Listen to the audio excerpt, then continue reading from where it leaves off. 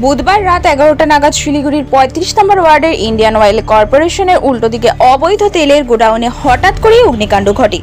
স্থানীয়রা আগুন দেখতে পেলে তৎক্ষণাৎ খবর দেন শিলিগুড়ি দমকল বিভাগের কাছে। দমকলে 3টি ইঞ্জিন এবং ইন্ডিয়ান অয়েলের সহযোগিতায় প্রায় 2 ঘন্টা সময় নিয়ে আগুন নিয়ন্ত্রণে আনে। তবে এই অগ্নিকাণ্ডে কোনো হতাহতের খবর পাওয়া যায়নি।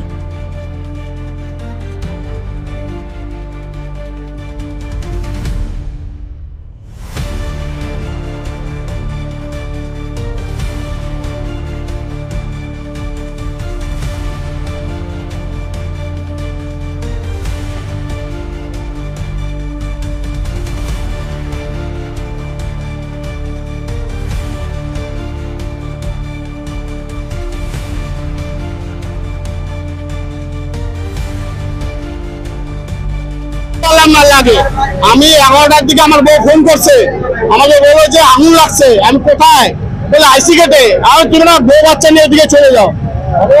আর কি বলবো দাদা, এই আগুনটা পুরো ডেঞ্জার দাদা। এই আগুনটা কোথায় লাগে? আইসিতে লাগতে পারে, আইসিতে কেন লাগে না?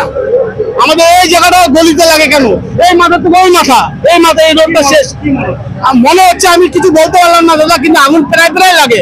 এই নিয়ে না 10 বার পার হয়ে গেছে, তেলে ফেলে আগুন লেগেছে।